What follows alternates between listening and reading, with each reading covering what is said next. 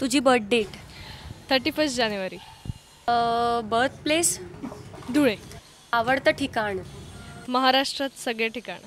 राहायला कुठे आवडेल तुला? महाराष्ट्रात ड्रीम डेस्टिनेशन मला सगळे महाराष्ट्रातले आणि महाराष्ट्राच्या बाहेरचे किल्ले बघायचे, सगळे किल्ले. आवडता पदार्थ कोणता आहे तुझा? वरण भात आणि तूप. पहिला ब्रेक कुठे मिळाला तुला? मी पहिला ब्रेक म्हणण्यापेक्षा असं की मी एक व्हिडिओ सॉन्ग केलं सुशांत शेलारसोबत. मी बावरी नावाचा एक व्हिडिओ अल्बम होता, मी आठवतो का तुला, त्या व्हिडिओ अल्बममध्ये एक सॉन्ग केलं आणि त्यानंतर 9X झकासपासून माझा प्रवास सुरू झाला. तुझं पहिलं पेमेंट काय होतं? माझं पहिलं पेमेंट 2000. सेलिब्रिटी नसतीस तर? मी पॉलिटिकल ॲनालिस्ट झाले असते. कारण मला पॉलिटिक्स जाम आवडतं. म्हणजे असं नाही की पॉलिटिक्स आवडतं असं नाही, पण मला असं वाटतं की कोणीतरी येईल, मग पॉलिटिक्समध्ये जाईल आणि मग समाजकार्य करेल आणि मग आपला देश सुधारेल.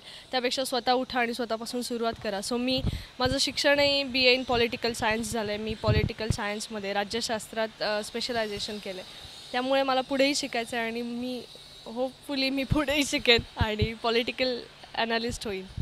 तुझा आवडता मूव्ही? आत्ता डेफिनेटली सैराट आणि कट्यार काळजात घुसली. तुझे आयडल कोण आहेत, ज्या व्यक्तींसारखं तुला व्हायला नक्कीच आवडेल? माझे बाबा, माझे आई बाबा. कारण ते नेहमी मला एक पॉझिटिव्ह एनर्जी देतात. त्यानंतर मोहन काका म्हणेन मी, कारण मोहन काका सेटवर असले तरी इतकं छान पॉझिटिव्ह वाटतं की काय बोलायलाच नको. पण अर्थात माझे आई बाबा. तुझा अविस्मरणीय क्षण कुठला आहे? अविस्मरणीय क्षण आत्ताचाच आहे, जेव्हा आम्ही काहे दिया परदेसचा पहिला एपिसोड सगळ्या टीमने, पूर्ण युनिटने याच आमच्या गच्चीत पाहिला. तेव्हा रडावं की हसावं असं झालं होतं. म्हणजे आनंद अश्रू असं घळघळ डोळ्यातून पाणी येत होतं की अरे बापरे, आपल्याला जे इतक्या वर्षात हवं होतं ते मिळालं आहे. तुझा फिटनेस फंडा काय? फिटनेस फंडा मी फिट यासाठी आहे कारण मी सूर्यास्तानंतर काही जेवत नाही. मी सूर्यास्ताच्या आधी मी भरपूर खाते, जे आवडेल ते खाते आणि बाहेरचं खात नाही, मी घरचं खाते. तुला चीड कोणत्या गोष्टीची आहे? खोटं बोलण्याची.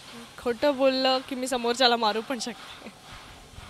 Thank you so much. Thank you so much. Thank you.